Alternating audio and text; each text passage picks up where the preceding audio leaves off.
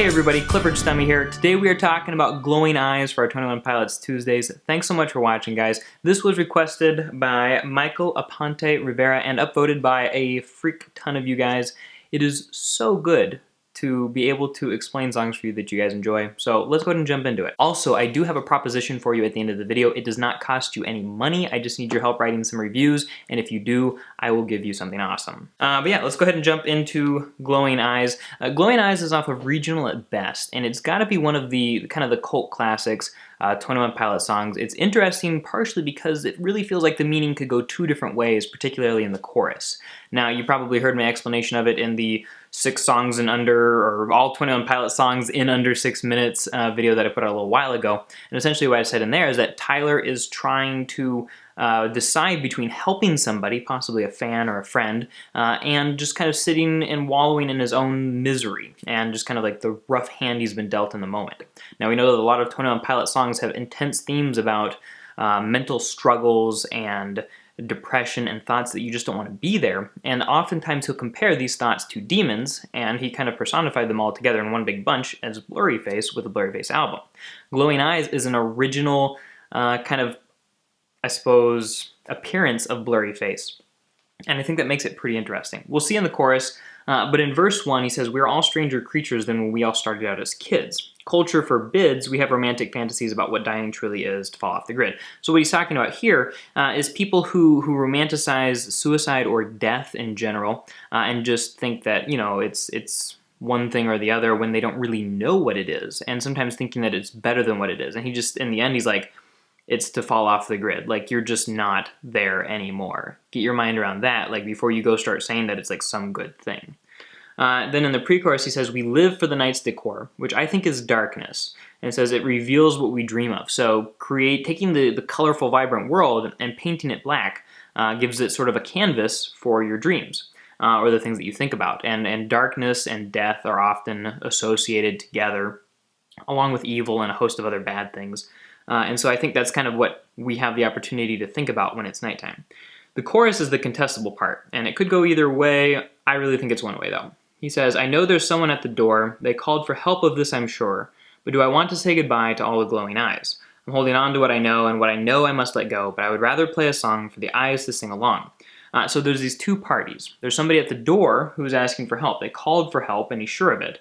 But he's not sure if he wants to say goodbye to these glowing eyes. Now, when I hear glowing eyes, I immediately think like demons in the darkness looking out at me, wanting to like tempt me. It reminds me of being hunted by wild animals or something like that, particularly lions. I don't know why, but it feels like they're ready to devour him. And so he's saying he's holding on to what he knows. Well, he says, "I know there's someone that's calling for help," so we got this positive thing helping them, but do I want to say goodbye? So that he questions himself. He says, "I'm holding on to what I know, and what I know I must let go, but I would rather play a song for the eyes to sing along." He's holding on to what he knows. I think that's referring to him knowing that he needs to sing to the glowing eyes. And he says that thing that he knows, he has to let go. No, it's the opposite way around. He's saying, I'm holding on to what I know, and that's that I must go and help people. And what I know, I must know that he doesn't want to help people, and so he must let go and go help them, but he would rather play a song for the eyes to sing along. Now, a lot of people think that this is referencing a concert where he's helping everybody in the audience to sing along, and the glowing eyes are like their phone cameras or just their actual eyes.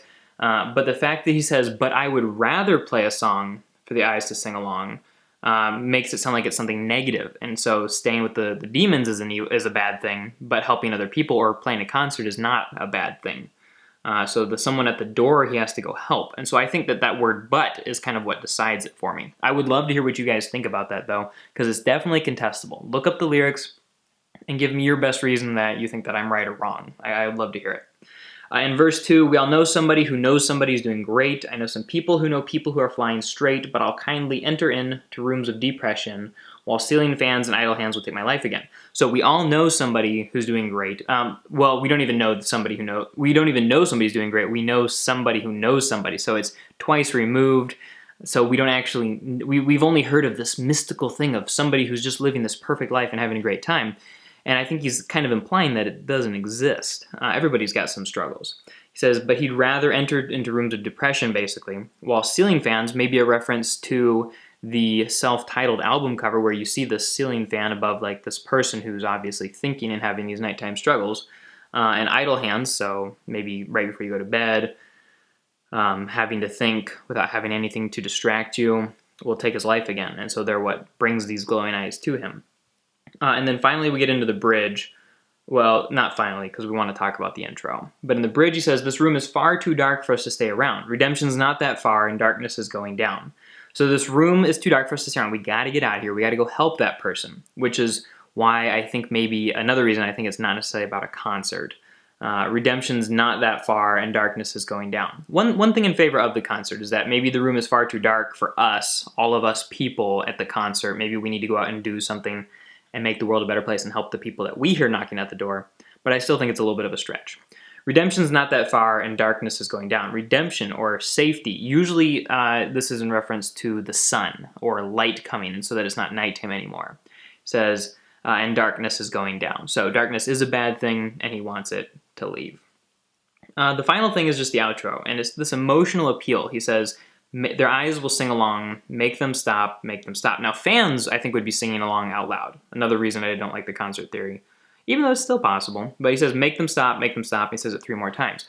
I think here he's asking God, and the reference to redemption earlier makes me think this too, asking God to make the glowing eyes stop, singing along with him, and kind of feeding off of this energy of him singing about his problems. I really think that's what it comes down to. So in a sense, maybe it is a concert, but it's a concert to the demons, singing about what they do to him, and they're just kind of like loving it and living it up when he realizes he needs to go and actually do something to help other people, which is something that he obviously does a lot when he sings these songs. I don't think that there are any of us watching this probably who haven't been helped by this music in some way, and that's why we love it so much.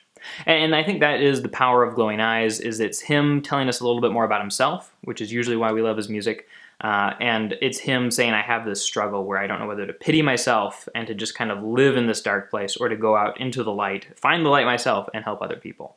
In the end, it sounds like he really wants to go help other people, but I don't think he acts on it in the song. So it's kind of left in the balance. Now, I'm probably going to mispronounce this, but there is a very cool literary term being used here. Synecdoche is a word that means, or it refers to when you refer to something by a part of it. So when we say glowing eyes, but we mean demons, or man-eating lions, a la migraine, I believe, we're using synecdoche, and we're referring to them by this aspect of them that maybe like illuminates a part of what they're like. So that's your quick English lit term of the day. Okay, here's that special opportunity I wanted to give you guys. As some of you may know, I've got a podcast, and I'm really proud of it. It's especially cool because I can play clips of the songs in the podcast, and so it's a lot easier to analyze. But what I need reviews on iTunes about this podcast. I've got 36, but if you guys can help me to get 100, so go to the link in the description, listen to a podcast, give it a review. I think you're really going to like what you hear. The entire Vessel album is explained, each song in its own podcast, so it's really, really cool. You guys are going to love it. But check that out. If I get 100, I will release 3 more 21 Pilots podcasts on that, or episodes on that podcast. This is a great way to help me out, and I really appreciate if you guys would check it out. Thanks so much for watching for today. Don't forget to comment your 21 Pilots song with your upvotes for next week, and let's see what happens.